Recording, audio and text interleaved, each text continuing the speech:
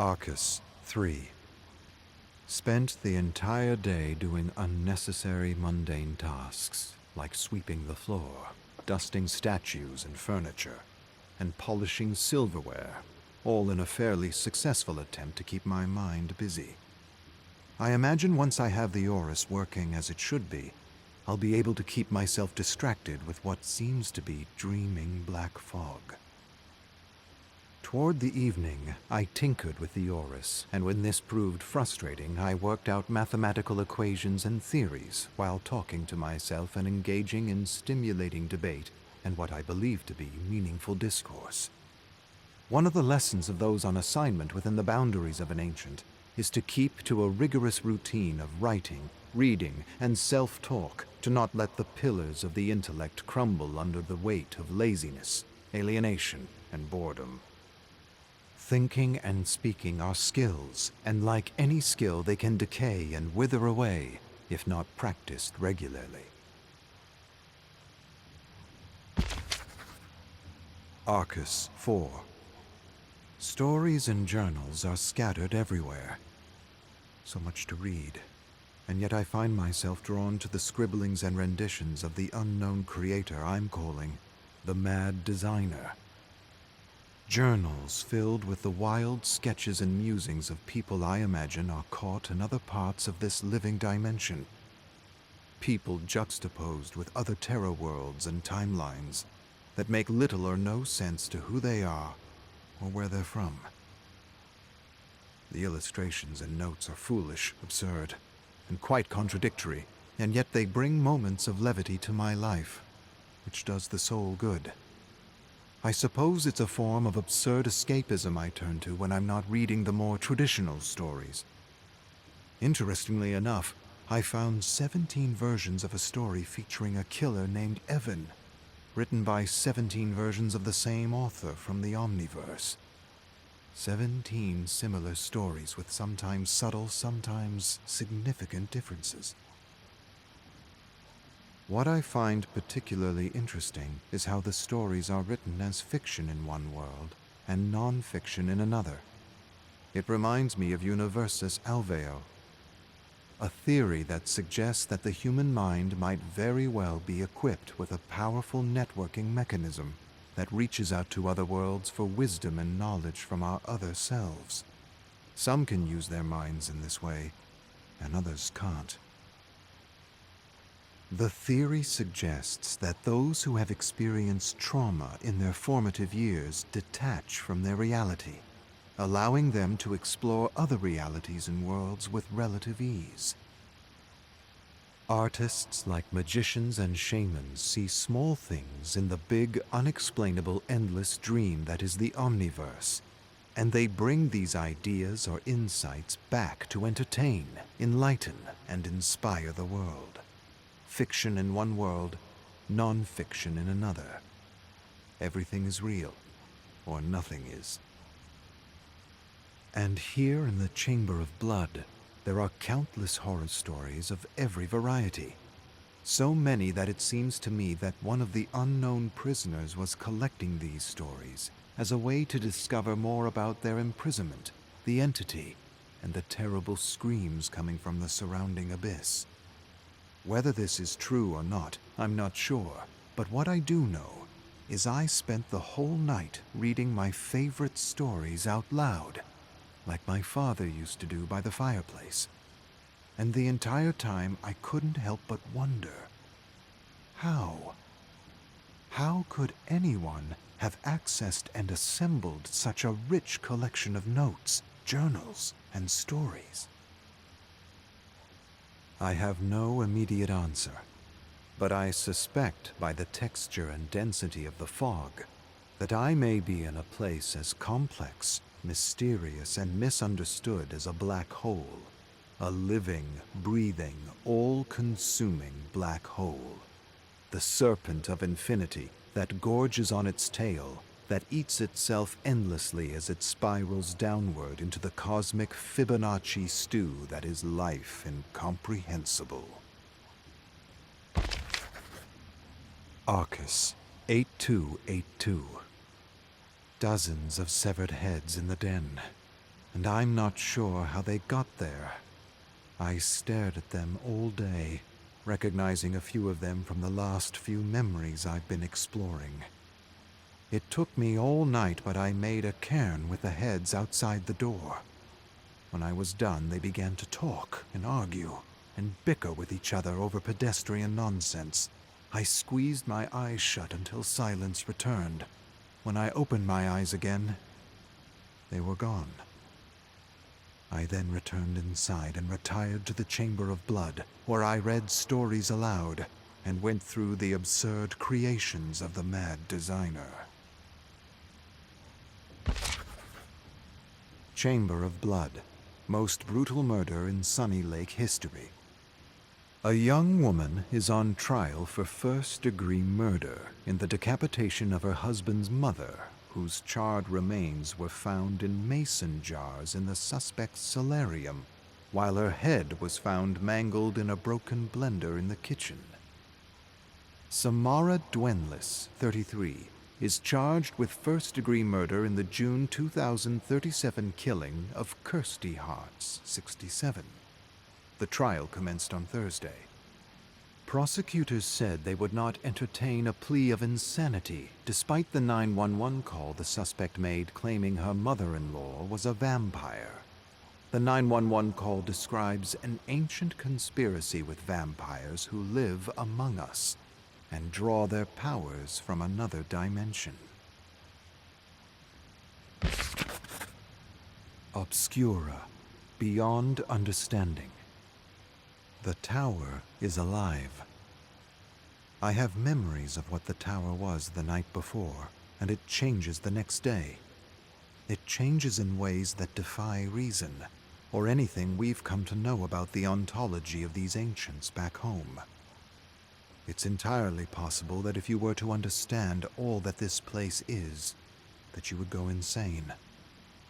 I opened the door to what I thought would be an empty room covered in dust, only to discover an entire city with skyscrapers and ancient pagodas. Bewildered, I stared among the ruins of the street at a group of teenagers cutting down massive mutant bug-like creatures with deadly samurai swords. I quickly closed the door and opened it again, to find the city was gone. It had completely disappeared. Nothing there but a small, dusty room with a strange-looking spider crawling toward me. I crushed the spider under the heel of my boot and didn't even attempt to understand what had just transpired. Chamber of Blood. Harbinger of Hell, Beneath the Ruins, 1. Stefan sipped his cold Turkish coffee as he read over his early morning efforts toward a short story he hoped to share on his blog. He read the opening lines and decided they could be stronger. With a sigh, he tore the yellow page from the legal pad, crumpled it into a ball, and tossed it into a growing pile of false starts in the middle of the opulent black and burgundy hotel room. He slammed the desk, frustrated, and wanted to write something fun and original for his blog, yet nothing came to him. The latest episode, sponsored by their mysterious benefactor, had his production team investigate ancient tombs in southwest Turkey. Not so much him, but his niece and nephew, who had tougher nerves for the macabre. Stefan much preferred a safe and cozy hotel room where he could raid the minibar and see to the logistics of the show. It wasn't that he didn't like adventure. It was more that he didn't like graves, tombs, or places that felt dark, creepy, and dangerous. Hattie had once suggested that he wrote horror stories as a kind of therapy to work out his fears and anxieties of the unknown. She was half right. The other half was that he simply liked to be alone. Alone with all the characters and voices chattering in his head. Voices that demanded to be heard and set to paper. Now the voices were compelling him to write a vampire story. Their benefactor claimed that there had been a village of real vampires in ancient Anatolia that had been hidden from the rest of the world. According to the intelligence provided, vampires weren't fictional monsters, but actual intra-dimensional creatures that had once tried to overrun the world. They had been defeated by an unknown group of mystical warriors. Somehow, the few creatures that had survived managed to erase themselves from history by warping and weaving whatever memory of them was left into exaggerated myths and legends. Stefan found this theory of myths and legends and parallel worlds interesting, if not intriguing. Vampires real. Actually real. Nothing like the movies, but real nevertheless. One theory he had just finished reading online suggested that everything created or imagined existed somewhere in the Garden of Infinity. In other words, stories and characters came from a real place in the infinite landscape that was the Omniverse. The theory went on to suggest that artists had somehow unlocked their third eye and were able to see the other realities. An idea, a vision, or a dream, according to the theory, was the pineal gland seeing into the infinite for truth, wisdom, inspiration. The brain, then, was a quantum computer that could network with the infinite. It was a nice idea. It meant his most cherished characters from his favorite books were somehow, somewhere, real. A sudden knock at the door startled him out of his quantum musings. "Mr. Wa, your lunch is ready." Lunchtime already, and Stefan still didn't have his story. He rose lazily in his bathrobe, hoping Jordan and Hattie had better luck finding the unmarked graves they had set out to find. He imagined his niece and nephew were enjoying the sun while filming the ruins, and relishing the peanut butter and banana sandwiches he had prepared for them. Chamber of Blood, Harbinger of Hell, Beneath the Ruins, 2. "Move away from the casket." A middle-aged woman with blonde hair and blue eyes, dressed in a black suit, pointed a revolver at Hattie and Jordan. Hattie dropped her shovel, sighed, exchanged a look with her brother, and stepped away from the bolted casket. "Who do you work for?" Hattie asked, eyeing the woman. "That, my dear, does not concern you." Jordan shook his head. "I don't think you should open it." "Shut up. My brother's right." Hattie pointed at the symbols etched all in the rotten wood of the casket. "It's a warning of some kind. Whatever's in there is meant to stay in there." She scrutinized the half-crescent and 3 dots and wondered what they meant. They didn't resemble any of the other symbols she had come across in the last few months. "Superstitious nonsense," the woman yelled, aimed the revolver at the bolt, and pulled the trigger. A report echoed through the ruins and the surrounding forest.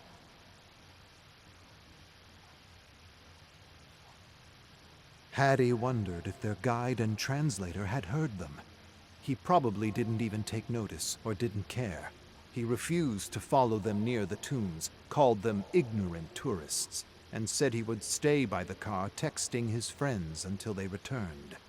The woman pulled the trigger repeatedly until the bolt clanged off and hit the ground with a thud. "I hope he calls the police," Jordan whispered to Hattie. "I wouldn't count on it." The woman examined the casket carefully. Hattie and Jordan inched backward as she struggled to yank the lid open.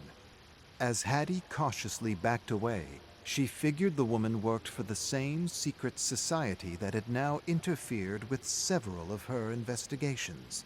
She didn't know much about them, but from what she had gathered by overhearing a few of their goons in Egypt was that they were searching for hidden knowledge.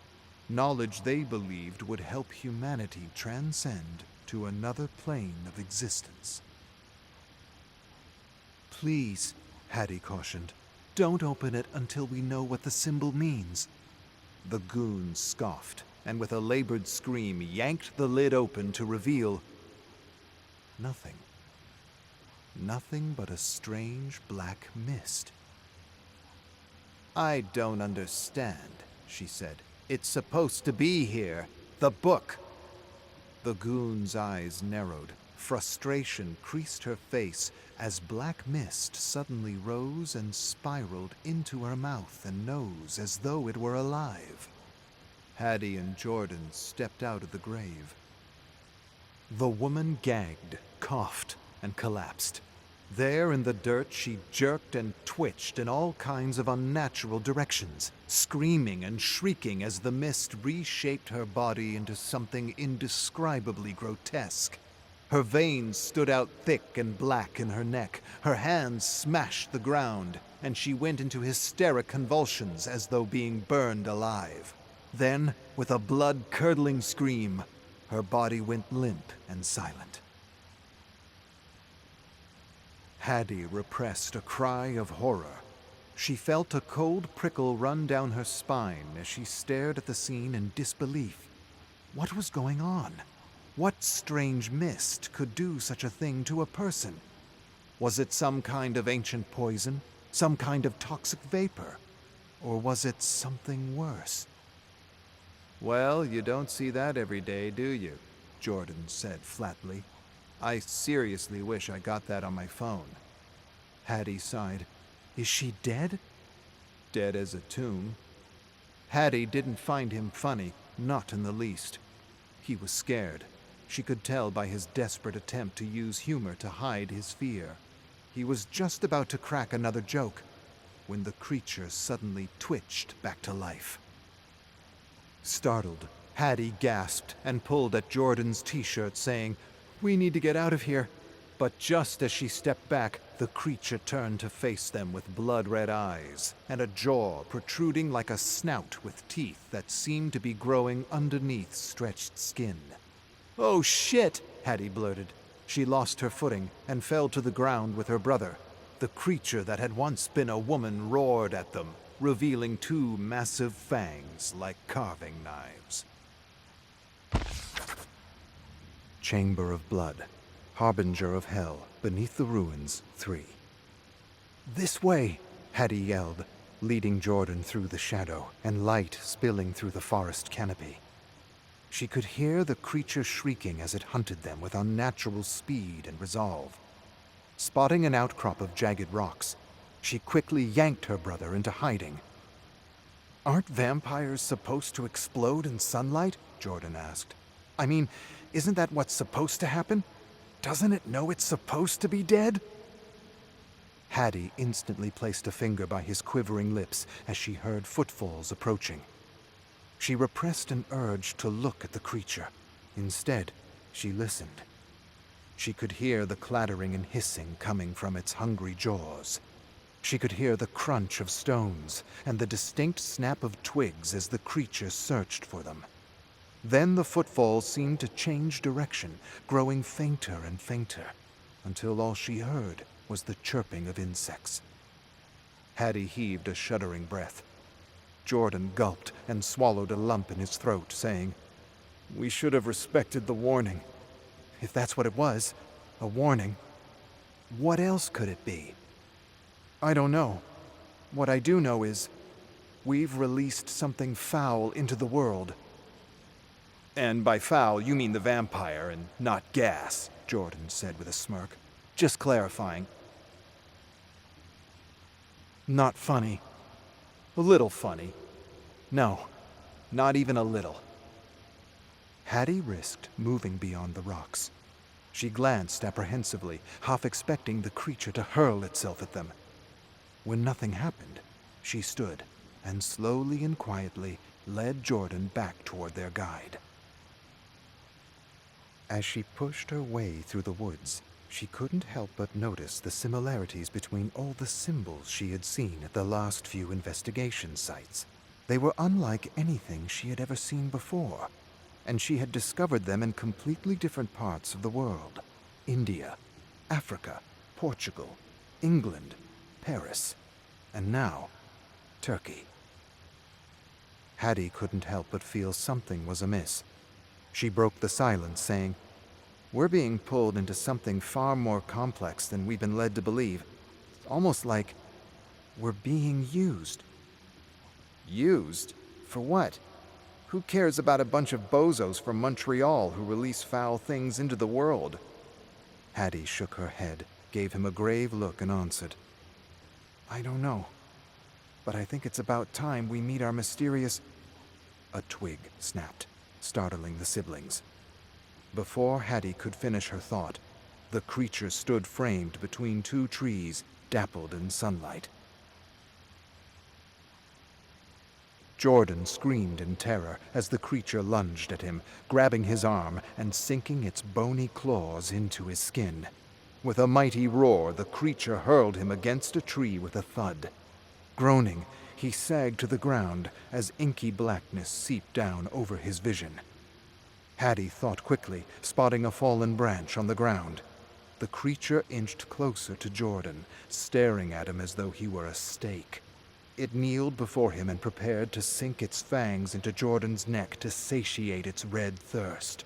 Just as it opened its gaping mouth, a resounding yell interrupted it. The creature hissed and turned just in time to receive a branch across the face. It fell to the side, then scrambled to its feet, locking eyes with Hattie. Hattie backed away slowly, glad she had saved her brother from certain doom, but unsure what would happen next. Then, inspired by the vampire films she had seen with her Uncle Stefan, she turned the sharp side of the branch to face the creature just as it pounced on her like a lion. The makeshift stake hit its mark, skewering the creature straight through its monstrous heart. The creature shrieked something awful and collapsed to its knees, holding the stake. Wiping her brow, Hattie stepped away from the creature and approached her brother. But a sudden squelching sound froze her to the core. Slowly, she turned to watch the creature pull out the stake with the pulpy dead heart still attached. The creature tossed the heart to the side with a mangled smile. An instant later, it pounced over Hattie, taking her to the ground. Hattie pushed and jerked under its powerful grip as it salivated and peered hungrily at the thick arterial vein pumping in her neck. Saliva dripped down Hattie's neck, slow, warm, and slimy like a slug. She screamed, and then had no breath to scream and began to see not stars, but geometry. Symbols. Symbols she had previously discovered in the overlap, as she often called it. She didn't know what else to call what she understood to be a Venn intersection of worlds, where she could see and access knowledge and memories no one else could.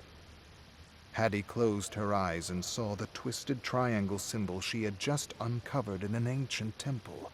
Then she saw the strange circle slashed in half, with a line that she had discovered all over the walls and floor of an abandoned asylum, as though someone or something was conducting dark experiments in the overlap on the patients. It was all very bizarre and new to her. Now, as the creature prepared to feast on her blood, Hattie wasn't seeing memories pass before her eyes, but all these strange and arcane symbols that felt older than life itself, as though someone or something were trying to send her a message from the overlap.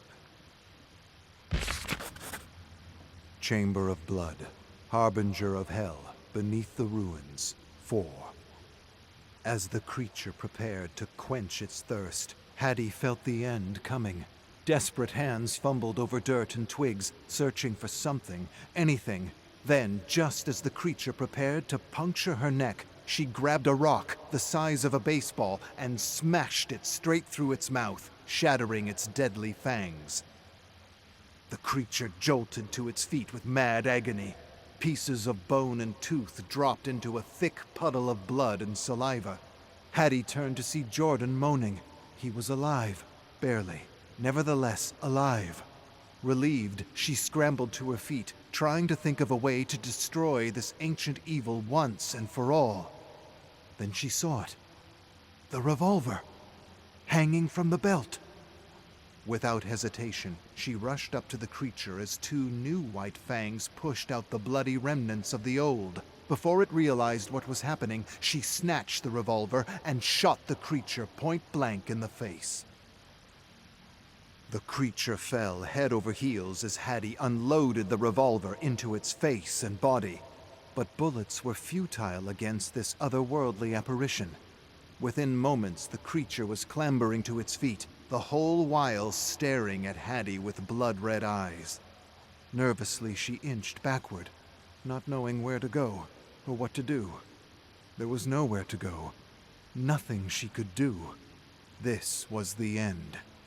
With incredible speed and strength, the creature pounced and took Hattie to the ground. Gleaming white fangs approached her neck with malice. She jerked and kicked and screamed under its weight. She felt its warm breath inches away from the nape of her neck. Then, in her mind's eye, she saw them again. The symbols. All of them. They swirled and flashed and then coalesced into one symbol. The symbol she had seen etched in the casket. With dawning realization, she understood. The symbol wasn't a warning, but a seal. A seal to imprison this unfathomable, indescribable creature. As the creature prepared to gorge on her life, she managed to grab something sharp off the ground. Its broken fang. And with the last of her strength, she managed to etch the crescent and the 3 dots deep into its cheek. Suddenly, the creature's eyes widened into great big pools of disbelief. It looked at Hattie in abject terror as it stumbled backward, desperately trying to scratch the symbol off its ghastly face. But it was too late.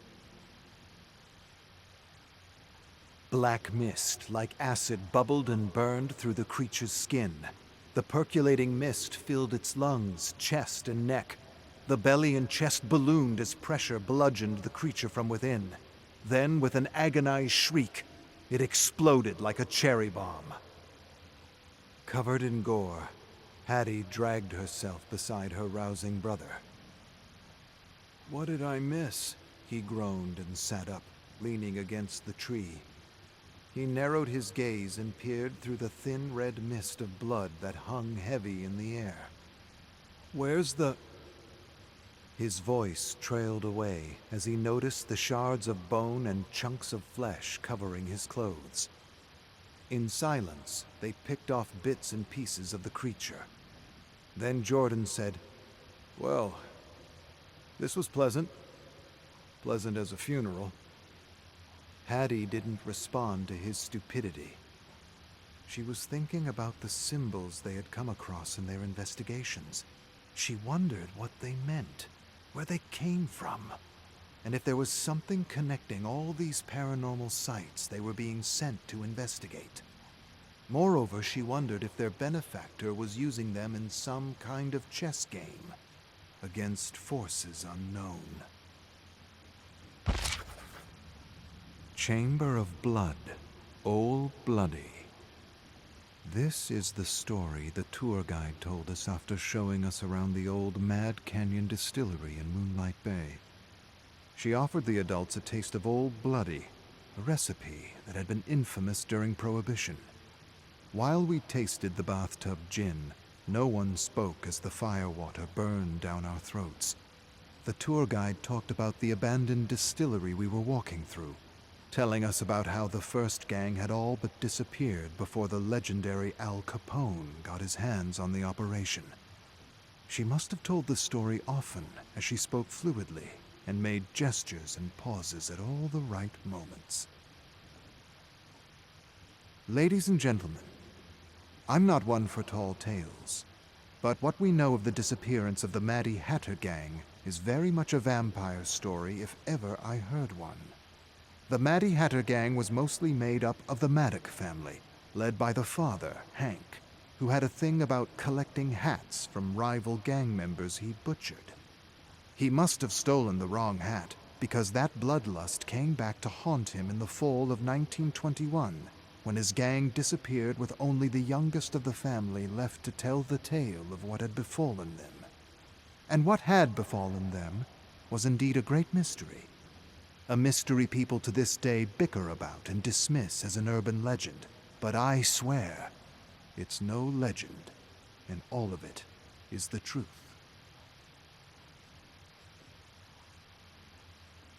The twins, Candace and Cody, while returning with some equipment they had picked up in Ontario, drove into the valley and then carried the copper tubing and flasks into the caves where the gang prepared their white lightning. But when they arrived, they found nothing but blood. Blood on the floor, blood on the walls, blood, if you'll believe it, running through the tubes and coils of the still. At first, they thought it may have been a rival gang, but there was no sign of bullets or bodies, or even a struggle, just blood, and an uncanny fog that hung low and heavy in the air. The twins instantly resolved to find whoever had done this to their gang, and moreover, they wanted to give their siblings, cousins, and parents a proper burial. So they grabbed a lantern and plunged into the twisting bowels of the mountain, following a trail of blood. They searched deep into the night with no result. Cody shone the lantern and was just about to tell his sister he was beaten when he heard the crunch of stone in the distance. He charged ahead, and she chased after him, stumbling over a boulder, hitting her head against the ground, and losing consciousness.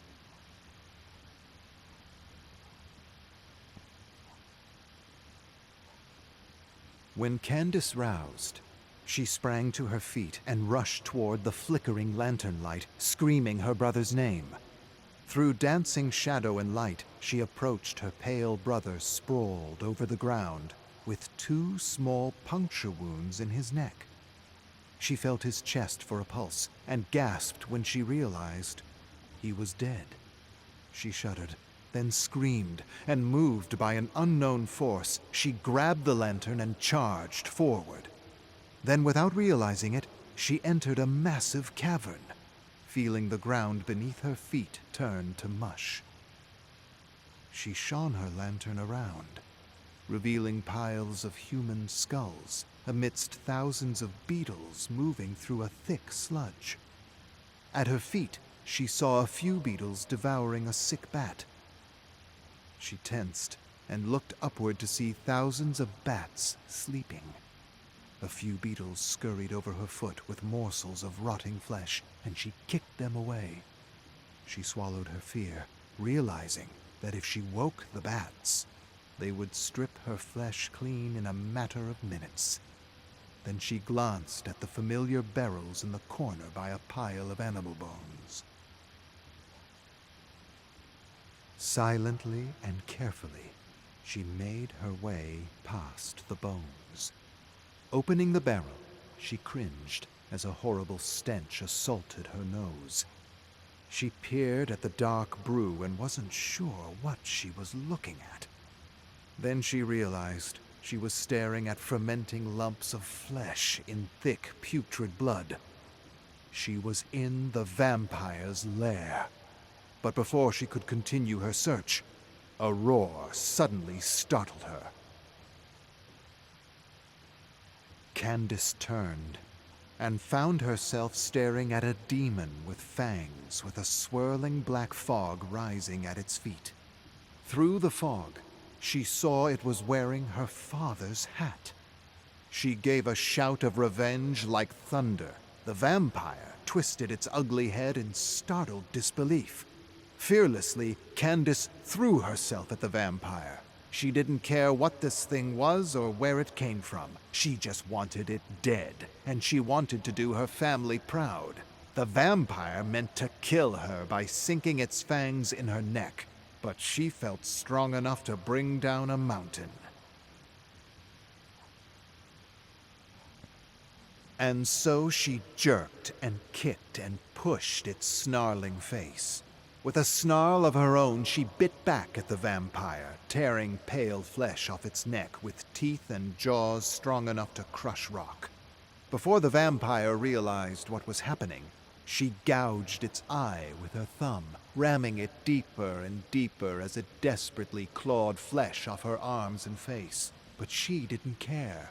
She would not be denied, and within moments she felt the delicate brain matter like warm mud and smiled. Then she curled her finger and yanked as hard as she could with a mad laugh.